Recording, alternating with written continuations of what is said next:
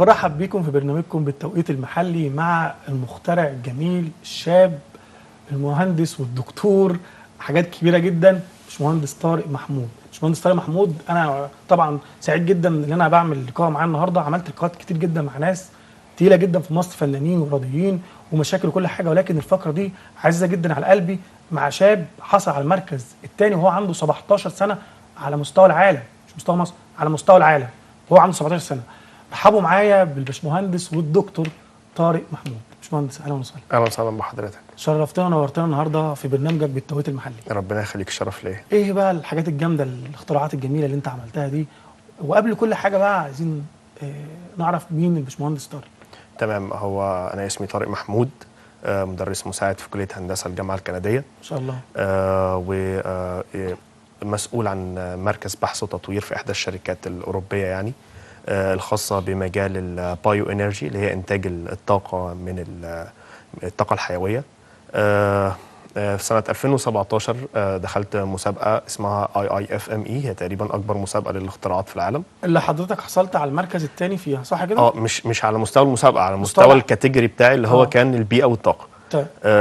أنا كنت أصغر واحد مشارك في تاريخ المسابقة، لحد الآن ما فيش حد تقريبا دخل أصغر مني. كان عندك كام سنة ساعتها؟ 17 سنة ساعتها. زي ما قلت بالظبط. بالظبط كده. البحث بتاعي كان خاص بتطوير بكتيريا مسؤولة عن تنشيط عمليات التخمر اللي هي فرمنتيشن داخل مفاعلات البايوجاز. البحث بتاعي فاز بالمركز الثاني، كان بفرق نقط بسيطة جدا عن المركز الأولاني. أصغر تقريبا حد فاز بالمسابقة دي في تاريخ المسابقة من سنة 1990، يعني ما فيش حد كان أصغر من كده حد شارك أو كسب المسابقة يعني. جميل. وبعد كده انتقلت بقى من مرحله البحث العلمي. انا تسجيل الاختراع بتاع حضرتك اهو، انا على الشاشه دلوقتي. اوكي تمام. اتفضل.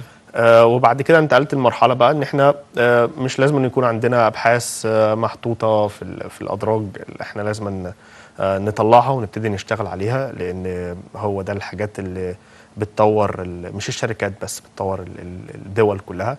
وتم التعاون مع احدى الشركات يعني، وقمنا بتطوير البحث، لان البحث طبعا كان محتاج. المده بتاعت البحث يا باشمهندس خدت وقت قد ايه من حضرتك اللي يطلع للنور؟ كشغل اكسبيرمنتال ورك، شغل معملي ولا شغل تسويقي للبحث؟ لا، شغل معملي. الشغل المعملي تقريبا خدت سنتين او اكتر من كده شويه. بدايتك اول اختراع حضرتك عملته كان ايه؟ هو البحث ده. هو البحث ده. بدات بقى تقول ان انا باحث او مخترع وانت عندك كام سنه؟ مش عارف، بس هو تقريبا يعني انا من سن صغير جدا. في الفتره بتاعت الاجازه دي كنت بروح مركز الاستكشاف للعلوم. كنت دايما بستغل الوقت بتاع الاجازه بتاعي في الفتره دي، فتعلمت حاجات كتير جدا من وانا صغير. يعني اما دخلت بعد كده كليه هندسه لقيت ان احنا بندرس اوريدي الحاجات دي، فكان بالنسبه لي الموضوع عادي، وبالنسبه للطلبه زمايلي كان هو لسه بياخدوه كان صعب جدا. يعني هي هندسه مش سهله قوي، بس مش مستحيله يعني. دايما كده يا باشمهندس، ناس دايما بتقف جنبك وبتسندك وبتقول لك كمل، لا ما توقفش لحد طبيعي. هنا لسه في قدامك، هتفشل مره هتنجح المره الجايه، حاول اجتهد اشتغل على نفسك. مين دايما اللي كان طاقه ايجابيه ليك كده باور؟ طبعا اهلي يعني.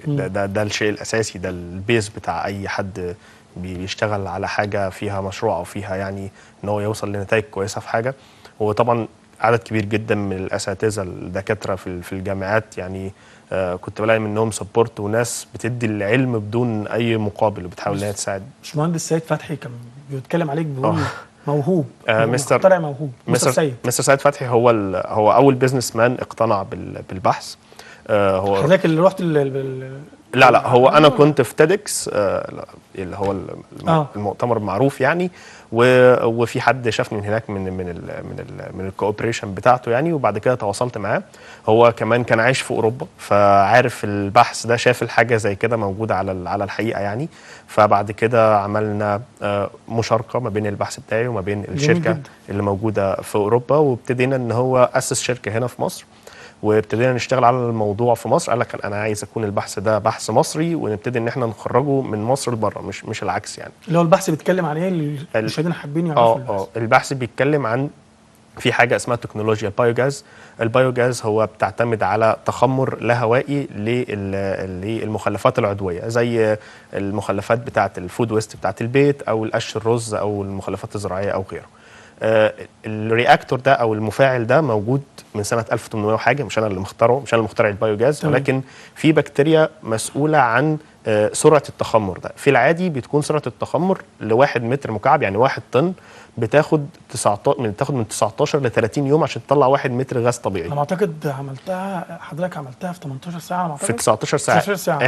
احنا خدنا البكتيريا، عملنا لها تطوير جيني، وعمليه التطوير الجيني برضو مش انا اللي عاملها، دي بتستخدم في صناعات كتيره. ولكن احنا استخدمنا التكنولوجيا دي ان احنا نطور البكتيريا بحيث ان هي تكون اقوى 38 مره من البكتيريا اللي موجوده في المفاعلات العاديه.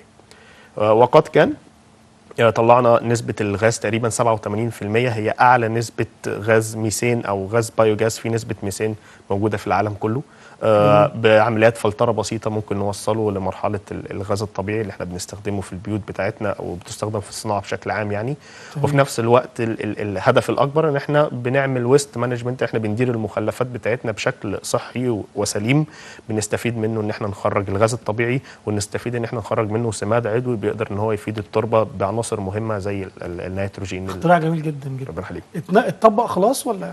احنا طبقنا. ايه الجديد لحد دلوقتي؟ احنا طبقنا يعني التجارب بتاعتنا والحاجات بتاعتنا كلها عملناها هنا. طبقنا بعض اليونتس اللي موجوده في رومانيا، ولحد الان لسه هنا ما فيش اي تطور من ناحيه المشروع من الجهات المختصه يعني، ولكن احنا ستيل بنساعد يعني، دلوقتي احسن من بعدين.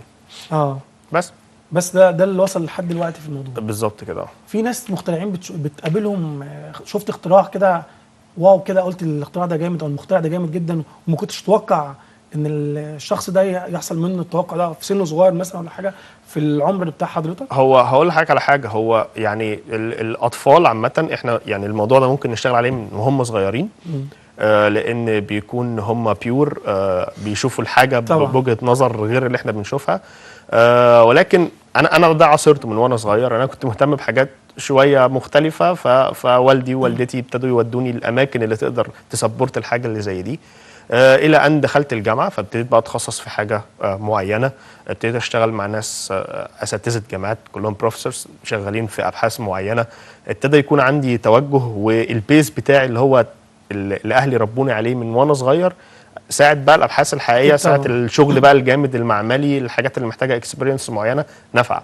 فبالتالي لو في حد من هو صغير كده دلوقتي، مش شرط ان احنا يعني نقول عليه مخترع او حاجه، ولكن هو او يعني ممكن يتجهز انه يكون حاجه زي كده، يعني ده يكون بيس كويس ان هو في المستقبل يؤدي اختراع كويس او يؤدي بحث كويس. مش لازم يكون اختراع، لان الاختراع دي حاجه كبيره جدا يعني. كتير جدا من عامه اطفال جميله جدا في مصر، كل والد او كل اب حابب اللي هو ابنه يكون مخترع، او حد يكون هو يبقى نابغه زي حضرتك مثلا، او موهوب او حاجه زي كده.